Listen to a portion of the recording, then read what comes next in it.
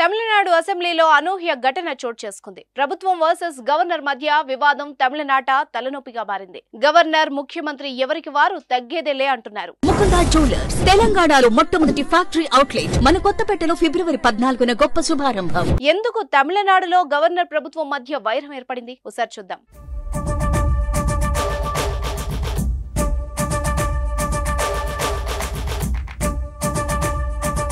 Tamil Nadu governor గా నియమితులైన RN Ravi మొదటి నుంచి ప్రభుత్వానికి మింగుడు పడడం లేదు. అలాగే డిఎంకే ప్రభుత్వం కూడా గవర్నర్ ను అస్సలు లెక్కలోకి కూడా తీసుకోవడం లేదు. ప్రభుత్వం కేబినెట్ లో తీసుకున్న నిర్ణయాలు, అసెంబ్లీలో ఆమోదం తెలిపిన తీర్మానాలు గవర్నర్ దగ్గరే నెలలకు తరబడి పెండింగ్ లో ఉంటున్నాయి.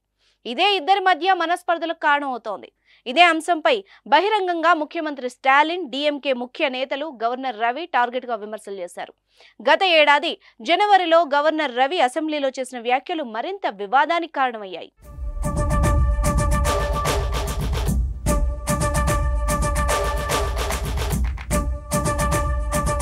ప్రభుత్వం ఇచ్చిన ప్రసంగంలో అక్కడ ఉన్న అంశాలను చదవకపోగా లేని అంశాలను ప్రస్తావించారు. అది కాస్త వివాదంగా మారింది. ప్రసంగంలో ఉన్న అన్నాదురై, కరుణానిధి పేర్లను గవర్నర్ అసెంబ్లీలో చదవకపోగా తమిళనాడు అన్న పేరును మార్చాల్సిన అవసరం ఉంది.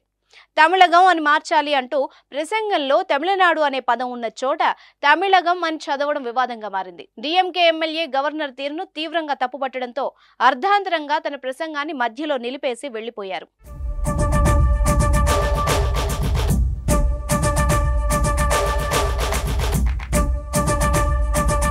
అయితే తాజాగా బడ్జెట్ సమావేశాల వేదికగా స్టాలిన్ ప్రభుత్వం వర్సెస్ గవర్నర్ మధ్య మరోసారి వివాదం మరింత ముదిరింది. అసెంబ్లీ సమావేశాలు ప్రారంభంలో ముందుగా గవర్నర్ ప్రసంగంతో మొదలవడం ఏ రాష్ట్రంలో అయినా ప్రొసీజర్ గా జరుగుతుంది. తమిళనాడు అసెంబ్లీలో సోమవారం గవర్నర్ తన ప్రసంగాన్ని మొదలుపెట్టే ముందు పరిశీలించారు. అందులో అనేక అభ్యంతరాలు ఉన్నాయని పేర్కొన్నారు. ప్రజల్ని మోసం చేసేలా ఈ ప్రసంగం ఉందని, అలాంటి ప్రసంగం చేయలేనని అన్నారు. అలాగే సభలో జాతీయ గీతం నియమం కూడా సరిగ్గా లేదని అంటూ తన ప్రసంగాన్ని ముగించేశారు. ప్రభుత్వం ఇచ్చిన ప్రసంగాన్ని చదవకుండానే తన సీట్లో కూర్చున్నారు. దీంతో ముఖ్యమంత్రి స్టాలిన్ గవర్నర్ కు వ్యతిరేకంగా తీర్మానాన్ని ప్రవేశపెట్టారు. అసెంబ్లీ స్పీకర్ అప్పావును ప్రసంగాన్ని చదవాలని కోరారు. దీంతో గవర్నర్ ప్రసంగాన్ని స్పీకర్ చదవడం మొదలుపెట్టారు. దీంతో గవర్నర్ సభ నుంచి వాకౌట్ చేసి వెళ్లిపోయారు.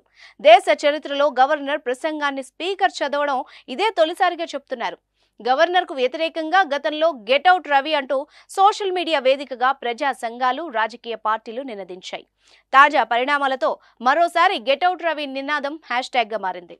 బీజేపీ, ఏడీఎంకే మినహా అన్ని పార్టీలు గవర్నర్ తీరుపై మండిపడుతున్నాయి. చూద్దాం, గవర్నర్ వర్సెస్ సీఎం వివాదం ఎప్పుడు ముగుస్తుందో మరి.